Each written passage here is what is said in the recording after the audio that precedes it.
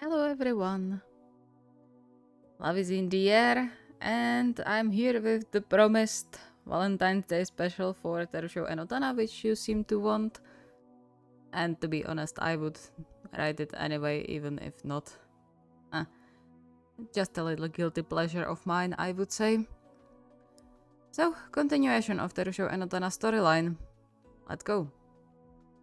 As always, special thanks to my lovely patrons and all of you who subscribe and watch these videos. You're keeping this channel alive and going. Thank you very much, and I hope you will enjoy.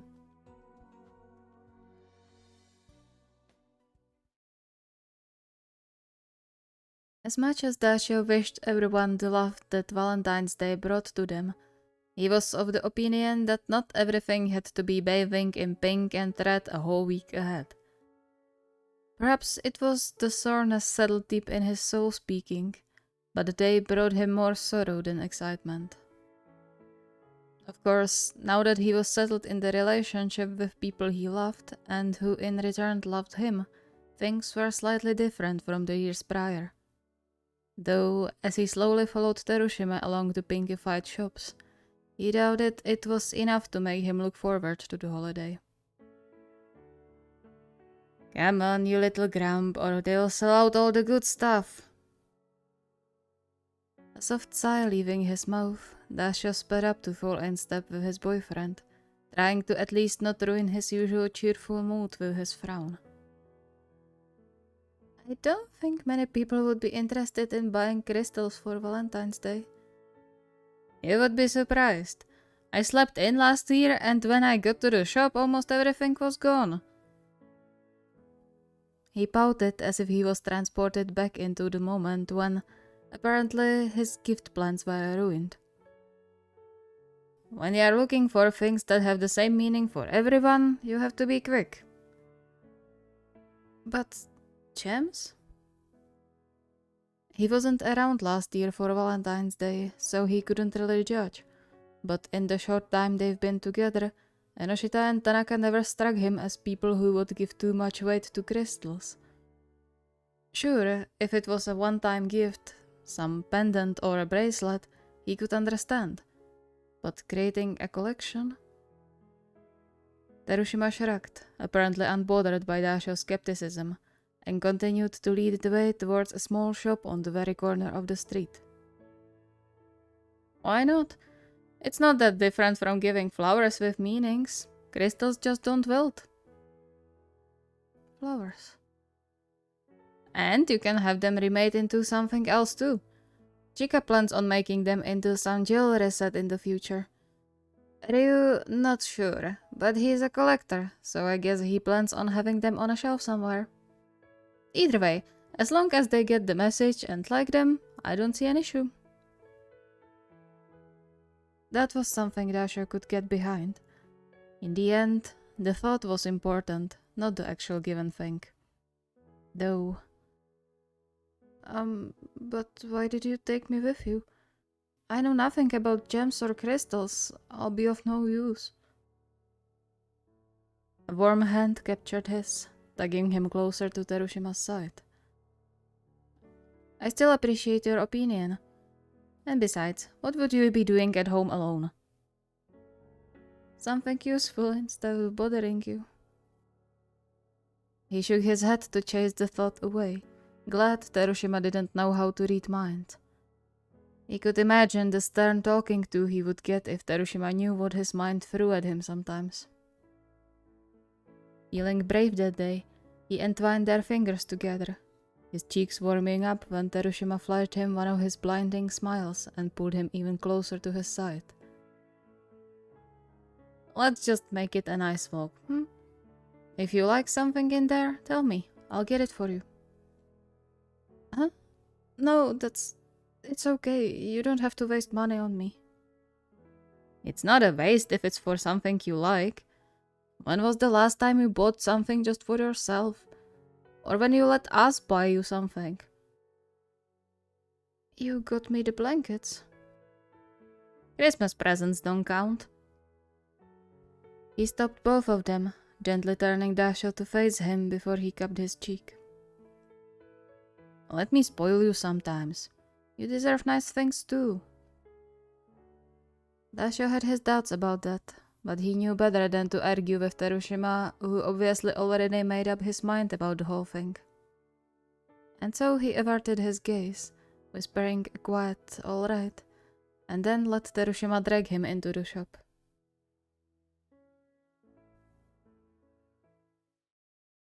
The thing was, he couldn't expect his boyfriends to accommodate to him during holidays that were built on mostly physical affection.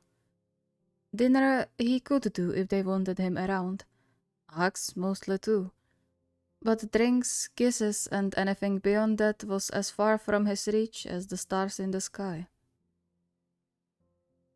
He would just take up space and hold them back. Be glad they didn't send you away for the evening. Biting hard on his lip to suppress the dull ache spreading through his chest with every passing minute he spent home alone, he quickly went over the recipe again to make sure he had everything before he finally turned on the oven. He couldn't do much more than provide some desserts for when his boyfriends returned from the surely nice, romantic dinner they went on half an hour ago. Or maybe for breakfast, since, as far as he was aware, some establishments gave out discounts or even free desserts to the lovely couples dining there. They probably won't even have space for your stupid cupcakes. He flinched with the recollection of similar words leaving his ex's mouth on several occasions, and quickly busied himself with preparing the batter before his mind could start spiraling. Perhaps he wasn't going to celebrate success with the sweets that night, but having a dessert for breakfast wasn't so bad once in a while. And neither of them ever said anything bad about his baking. It's going to be fine. The steady work soon put his mind to rest, his focus fully on not messing up. And while his heart still ached, longing for something he couldn't get nor give, at least the time passed faster when he had work to do. He was about to put the decorated cupcakes into the fridge when his phone clanged with a new message.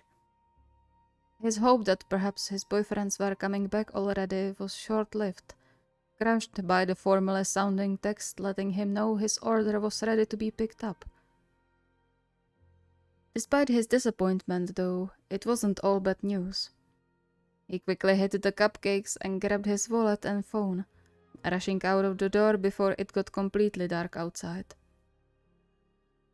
Still, he couldn't stop looking over his shoulder occasionally as he headed towards the nearby flower shop with which he placed the order, chills running down his spine the whole way.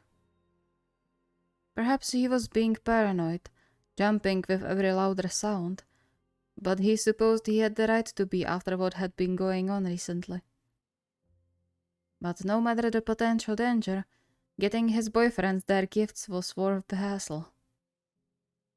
It was Terushima who brought him to the idea of buying flowers with meaning. Sure, they were about to wilt soon, but he didn't trust himself with buying anything more permanent. Flowers were a safe bet. No one ever complained about getting flowers, right? Even though it's a cheap gift. It's the thought that counts. And so he paid for the 3 paper cones, each containing part of his heart in the shape of a flower, and headed back home, praying it was enough to get his feelings across.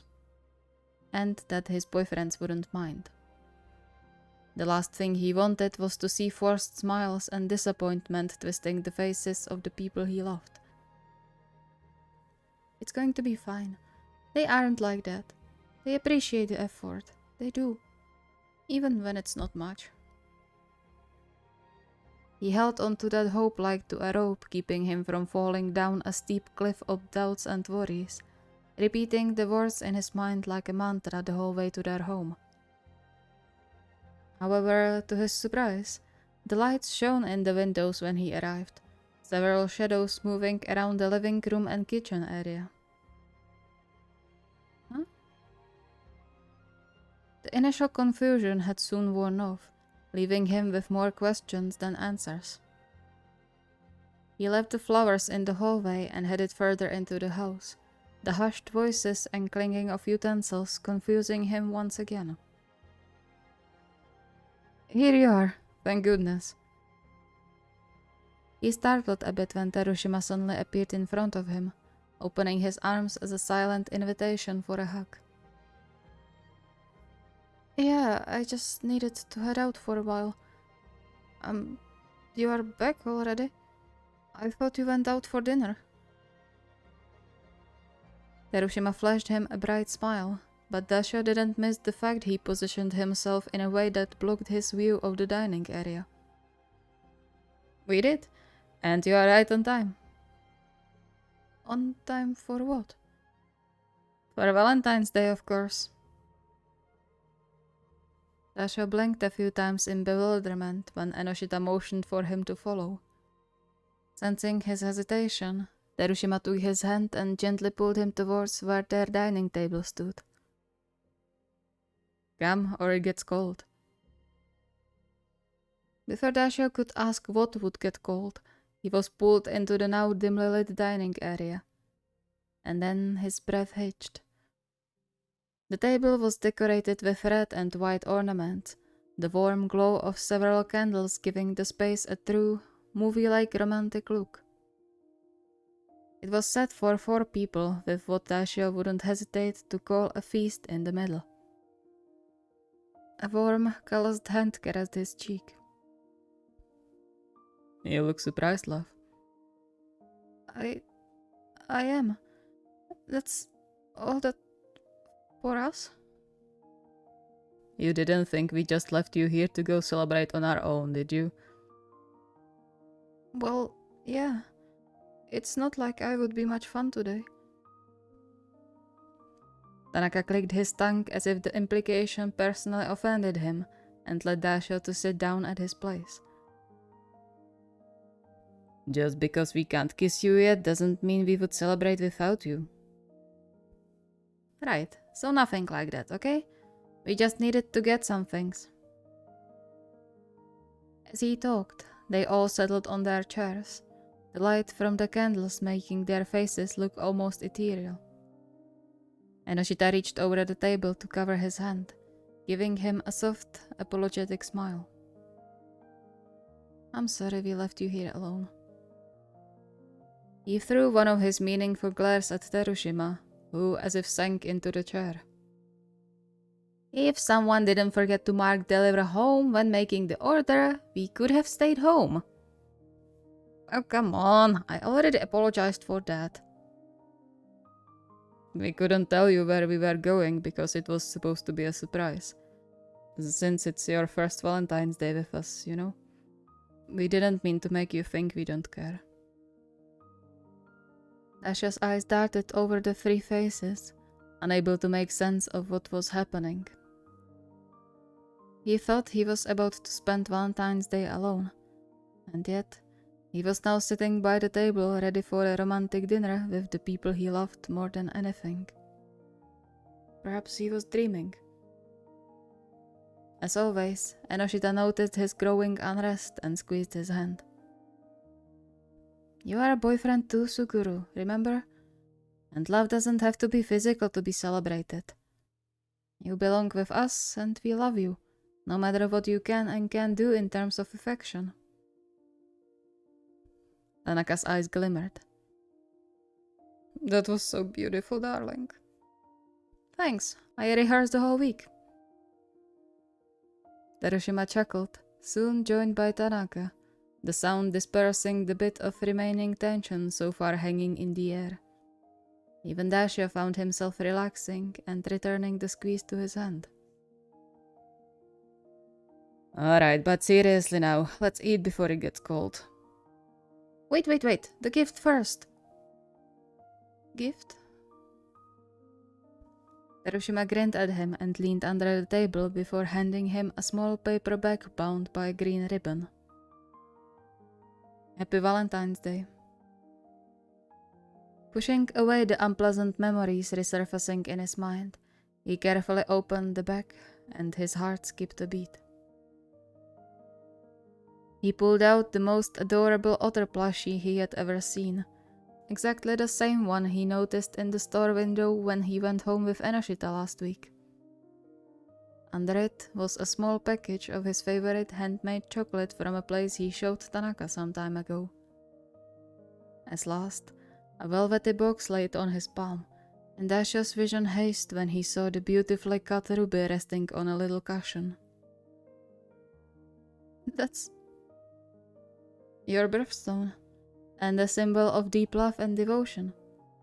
You can keep it as it is, or we can have it made into a ring or some other jewelry one day if you want. Dasha opened and closed his mouth on empty, the last bits of his vision blurring completely. Aw, don't cry. That was supposed to make you happy. It did. I don't know what to say. You don't have to say anything. Just enjoy. How did you know? The plushie and it's chocolate. We watch? It's not that difficult to learn what you like. Yep. Your eyes practically shine when you see something you want but are too shy to ask for. Rendered speechless, Dasha tried to wipe the tears from his eyes without much success, holding back with every bit of willpower to not crumble. See? I told you we were supposed to wait with this after dinner. Now it's all going to be salty. Enoshita let out a soft chuckle, a small smile curling his lips. Do you need a while? No, I'm okay. Thank you so much. I don't deserve this. His other hand got captured by the familiar rough, yet so gentle fingers. And that's where you are wrong, my dear. You deserve much more than that. Still slightly shaken, Dasha sniffed and stood up abruptly, finally wiping the mist out of his eyes. I have something for you too. It's not nearly as much, but... Unsure what to say, he rushed to get the flowers, his hands trembling a bit as he unwrapped them from the paper and handed each of his partners their respective blooms. Carnation and heather for Enoshita. For love and admiration. A little bouquet of forget-me-nots with 2 larkspur stems to Terushima. For true love, sweetness and laughter. A large chrysanthemum surrounded by baby's breath to Tanaka. For everlasting love and loyalty. He crumpled the papers in his hand, his gaze firmly fixed on the table. I don't say it often enough, so I thought I could give you some of the feelings I hold for you like this. I know it's nothing compared to what you gave me. I'll do better next time, I promise. Just... I wanted you to know. He cringed inwardly at the sudden silence, another apology already resting on his lips when the sound of pushed chairs startled him. He didn't get to think of running, however, as in the next second, he wavered under the weight of Terushima's body engulfing him in a hug. How dare you say your feelings are nothing? That's the most precious thing ever. Stunned, Dasho hugged him back, and soon he was surrounded by warmth that had no equal as Enoshita and Tanaka joined the huddle. Do you like them? Love them. And love you too. Never forget that, okay? Dasha nodded, his throat too tightened to allow him to speak. But it wasn't necessary.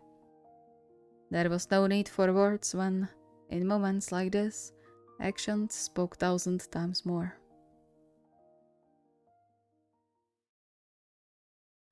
Thank you so much for watching. I hope you enjoyed. I know, Dasha censored again, but to be fair, there's just no other way I would write something like this. So, yeah. I will be talking more about this whole Dasha-centered storyline in the next video that's going to come out on Saturday.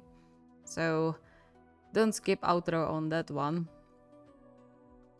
Other than that, check out the community tab for the poll, and yeah, let your voice be heard. Even though your chosen option might not win, I think I will think of something else to do with the other options. So still go ahead and give a vote. If you have any request or idea, the request form is linked in the video description. See you next time.